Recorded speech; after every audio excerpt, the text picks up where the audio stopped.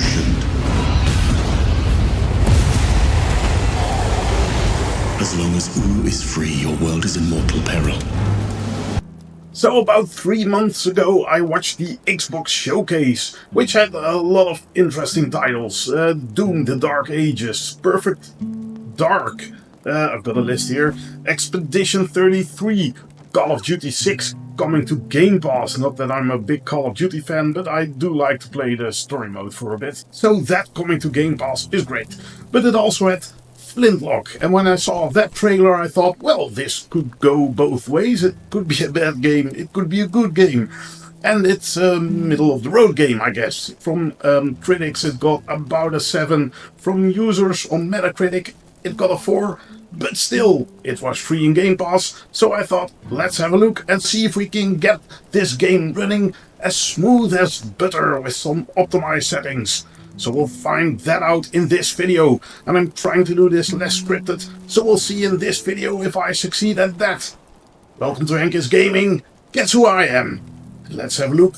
Flintlock, The Siege of Dawn. And not to get your hopes down right away, but I'm afraid this game will never feel bitterly smooth. It has a lot of frame time spikes, and I think it's due to shader compilation stutter. But, well, you can see it in the graph over here. You see the frame time spike quite a bit, and, well, if you've ever been to a place, this is the first time I've been looking at this place and walking around here, but if you've ever been to a place already, then it feels pretty smooth. Now let's compare the best settings to the optimized settings, and we're going to do that by running along this path. First at the best settings, and we're at about 82 to 97 FPS over here, I think. And well, it looks okay. Well, let's have a look at the optimized settings, and then it runs a bit better, about 96 to 110 FPS, running around that same beautiful path. And I think it looks about as well as the best settings, I would say. And it runs 13 to 70% better, or with 13 to 70% more FPS. So I would say use my optimized settings. But what are those optimized settings? Now, by the way, I must say that I recorded this video about a month ago, so it could be that the game had some patches in the meantime and that they added some shader compilation step you can start, or that is running automatically, as a lot of games have, and I think that will make the game a lot smoother to play. However, the settings. Let's go to display first. And there we'll set resolution to 4K 3840 by 2160, as I'm always playing on a 4K screen. Yeah, window mode I set it to full screen. The FOV, I always like a little bit of a wider view, so I set it to 100. 105, I think it has a little bit too much of that fisheye effect, but well, choose whatever you like. Framerate wise, it doesn't really matter. I noticed that the higher FOVs had a slight win in FPS, but oh well. Then we'll go over to the graphics and then to the advanced settings. Set the set frame rate to 60 FPS or uncapped. Doesn't really matter, but of course I wouldn't go lower than that. Turn on VSync, unless you have VRR of course. And for super sampling, choose NVIDIA DLSS if you have an NVIDIA card. And I didn't saw FSR, so if you don't have an NVIDIA card, you will probably need to use XeSS. And for super resolution on DLSS, I chose performance. If you set super sampling of XeSS, then you have a quality mode, and I think performance is probably about the same, but I haven't really tested XeSS settings, so well, do what you usually do in games, I would say. And then over to the advanced graphics below. Did I say that we just entered the advanced settings? We're going to do that now, not just there. Anyways, post-processing we set to medium, shadow quality we set to ultra, although I think you could go for high as well. Texture quality we set at best. I didn't really notice any difference between texture quality levels. Effects quality we set to high. Foliage distance and view distance we leave at best. I think this game has a lot of pop-in even at the best settings. You just see always LODs change in the distance. So I'm using best just to avoid the most pop-in. Anyways, now if you don't really like the game, like me, I hope you still like me. Like the video, you get what I mean. And stay tuned, we'll have a look at all settings and see how they impact the game performance-wise and graphics-wise. Yeah, all settings. There are about 6 settings, but still, let's have a look. And of course, if you do like the game, more power to you, and I hope you still enjoy the video even if I don't like the game. But let's go through the settings, and we'll start with the field of view. And by the way, I didn't count that field of view as part of those 6 setting levels, so this is an extra. Yes, I can crank up my YouTube video length, but I wanted to check this because sometimes FOV matters frame rate wise. I think in Cyberpunk it mattered quite a bit for the frame rate. In other games it doesn't, so let's have a look. The FOV of 90 is around 95 FPS, switching a little bit.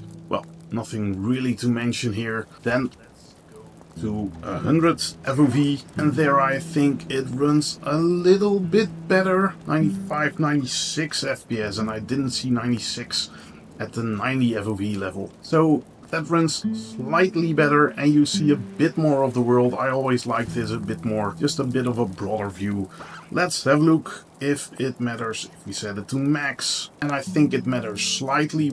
We are at 98 FPS, so that's a little bit higher than the 96 of before, but I think with 105 FOV you get a bit too much of that fisheye effect, which I said earlier.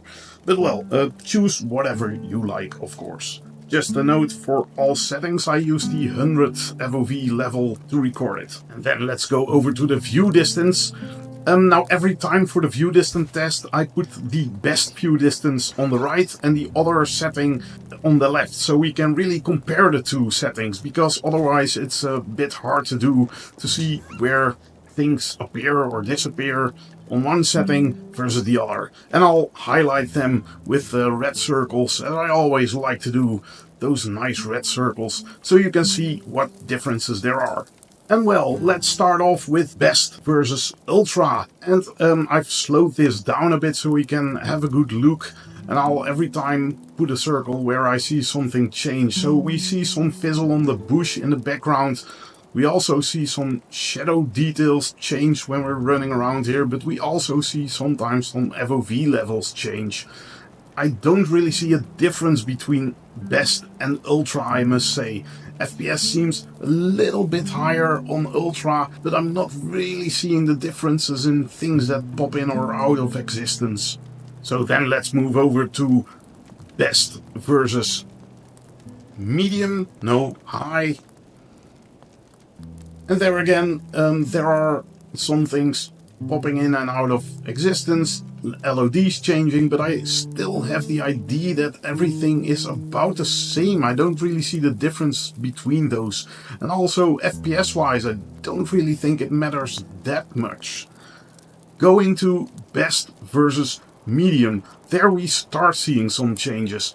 I think some of the foliage changes, especially those purple plants, seem to disappear starting on medium. And well, there are a lot of purple plants. I like those purple plants being there all the time. I don't like them suddenly starting to appear. So yeah, I wouldn't go to medium because it's rather close by, so you really start seeing them appear and disappear, and I don't like things appearing all of a sudden. I like a consistent world.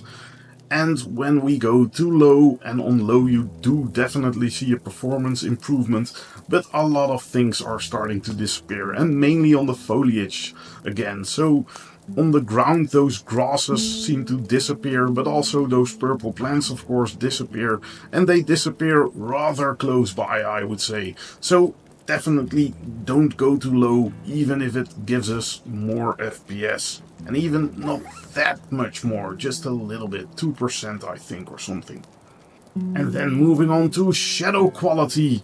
Now we'll have a quick look here, mainly at the volumetric lighting, because I noticed that the volumetric lighting is impacted by the shadow quality, but mainly on low, as it just isn't there anymore. There is no volumetric lighting. There still is lighting, luckily, but there is no volumetric lighting. On the other levels, I don't really see a difference in quality of volumetric lighting. I think it looks about the same. The FPS difference is mainly because of the shadows, of course. But we'll look at a different shot for the shadows. And for that I've chosen this spot. Now let's have a look at best. Shadows look really good, really crisp and sharp. As long as you're close by. As soon as you start moving away, they suddenly seem to get a lot less sharp, a bit more blurry. But anyways, are those sharp shadows realistic, or should you go to Ultra, where the shadows are a little bit more blurry, but they still look pretty good, I would say. And I think, well, for the optimized settings, let's go to Ultra, because the FPS win we gain, we go from 88, 89 to 99, 100, about 11% win in FPS, I would say. So let's stick with Ultra. Going lower, I think shadows are a bit too soft, even though there you even have a bigger win in FPS. But let's stick with Ultra. And well, what I noticed, even on the best shadow quality, you see this line in which shadows get sharper or blurrier, and even some LOD changes in the shadow. So even at best setting, I don't think the shadows look always that great, and there's a lot of change, pop in and stuff like that. And then the post-processing. And I found post-processing when you sit down at the camp. And I found post-processing on all levels except on low. On low, post-processing just seems to be disabled, at least for the field of view effect. On all other setting levels, I don't think it really matters that much what you use. Framerate wise, it's about all the same. So we're just going to stick with medium, I think. And then let's have a look at foliage detail. Now, the foliage detail I mainly noticed on the ground. Those grasses in front of us, or next to Enki, where he's standing. Well, I've put the red circle on it again. You'll see that on best and ultra it looks about the same. On high, you'll notice that the grass is a bit more brown, and on on medium, it's brown as well, but it's also missing some grass, and on low, there almost is no grass. So we're not going for low. I think we're not going for medium as well. And high, best and ultra all seem to do about the same in FPS, I would say. But let's stick with best, as I hate things popping in and out of existence, switching LOD levels. So yeah, we're going for best. But let's have a look between ultra and best. If we zoom in a little bit to see if we see any differences. And I think we don't really see any differences. And this is, by the way, not zoomed in. This is just putting best and ultra next to each other. But I think it's the same. But FPS wise, it's almost the same as well. Don't think it really matters. Looking in the distance, I think there is also that looks also the same. It's not that with the view distance, those purple plants, and by the way, I suspect Enki of planting those purple plants. His powers are purple, right? And there are those purple plants everywhere. So he's doing that. He's planting those. But they are there. They are there in the distance, and I think they look about the same. We'll leave foliage detail at best. And then we're at the last setting we want to have a look at. And in the beginning of the game, I chose this fire to have a look at it. Effects, quality, low to best. And I think the best, the ultra, and the high setting look about the same, but the high setting is performing a bit better than the other two. And that is about, how many percent? Have I written that down? Yeah, we're going from 98% to about 107%, which is a 9% win in FPS. So I say, or I would say, stick with high. And high also seems to be a good choice for the reflections, as they are not present on low and medium, but starting on high, there are reflections, and I think the reflections look about the same at high, ultra and best. And again, this is the proof of Enki planting those purple flowers. This is all purple. Everything is purple. I did see some red flowers, by the way. Nah, doesn't matter. These were all the settings. Anyways, that was it. Let's have a look at some of the game running these optimized settings. Now, I am not really impressed with the graphics, and the shader setting makes the game run pretty bad. Although I must admit, it's a Souls-like, so you die a lot, and when you come back to the area, it will probably run just fine. So, well, here you have it, the game running with optimized settings. I think it looks pretty much as good as the best settings, so you won't lose anything on that. I hope you like Flintlock more than I did, and that's important, of course. Not what I think of the game, what you think of the game. And that concludes my look at Flintlock, The Siege of Dawn. Hope you liked the video, please leave a like, and subscribe of course if you like seeing my face, but since you made it all the way to the end of this video, well, you haven't seen my face that much, but oh well. Next month I'll be back with my face and another video. It will probably be about Star Wars Outlaws, if I have already bought the game, and otherwise it will be about Frostpunk 2, which releases next week in Game Pass, if I'm correct. Hope to see you then. If you enjoy Souls-like games, have a look at this video about Lies of P. Otherwise, I'll just hope to see you again next month. Houdoe.